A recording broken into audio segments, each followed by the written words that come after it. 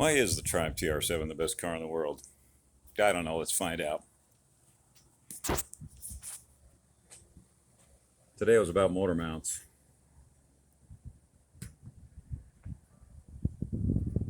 Easy peasy, except for one little problem.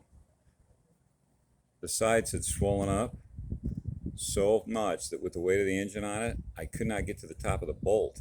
It had bulged out over it. So the engine was squishing this thing down. Very difficult to get out. The transmission mounts are notorious for turning into yogurt or gelatin or something. This motor mount had done the same thing. It became very, very, very soft, very spongy. The upside is I didn't feel any of the engine coming through the chassis. The downside is, you know, when you tromp on the gas, you'd feel the motor shift back and forth. The shifter would be jumping around. It'd be bouncing back and forth. Yay. So anyways, I swapped these out on the transmission mount. The job took, I don't know, hour and a half, maybe 2 hours. It would have been much quicker, except for that this one, the left one, the squished one, was very hard to get to. I had to bend the end of my 17mm wrench at a 45-degree angle to even get onto the head of the bolt. Jacked the engine up, and that took some of the pressure off, and undid this one, got it loose, undid the transmission, put jacks under either end. This one over here came right out. Two 13mm bolts and one 17. You see that's notched right here. I grabbed the engine by the thermostat housing, pushed it away from me. Very, very easy to do with everything loose. That thing came right out. I slid it up and out. I dropped the new one in and then finished the rest of it. This has been a wonderful car. I ran into a fellow out in Walmart, works at Walmart, and he had a British, Scottish, anyways, wasn't from around here.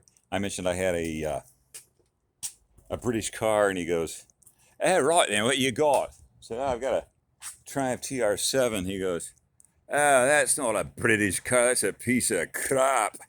Anyway, he was giving me hell about it. I said, "Look, dude, lighten up, man. My TR7 thinks it's a Toyota Corolla. Hell, I've had the thing down to LA in the middle of the summer. July, you know what I'm saying?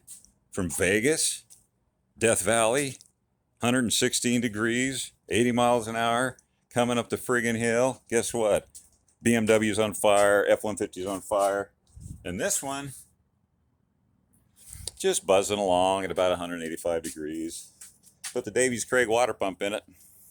Highly recommend that. Because if it wasn't the best car in the world before, as soon as I put that in, now it is. That'd be that guy right there. So guess whose head ain't ever going to warp? Oh yeah, that one. No heat soak. You know what I mean? So anyways, love this car. It's got 148,000 miles on it and very trouble-free. It's a rolling restoration. I've done all the mechanicals on it now. I don't think I've missed anything.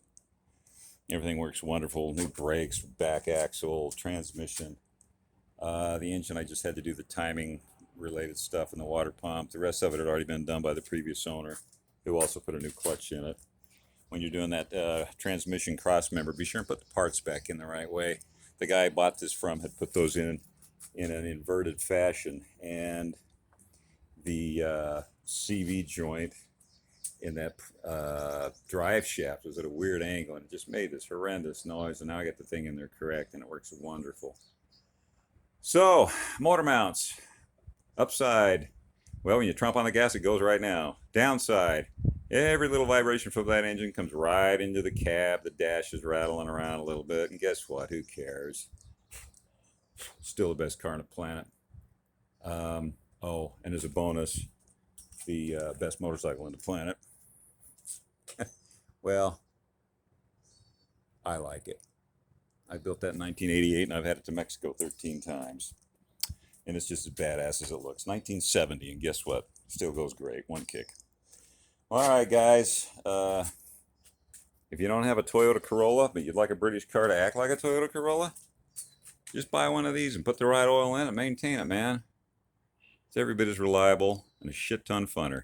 All righty. Bye.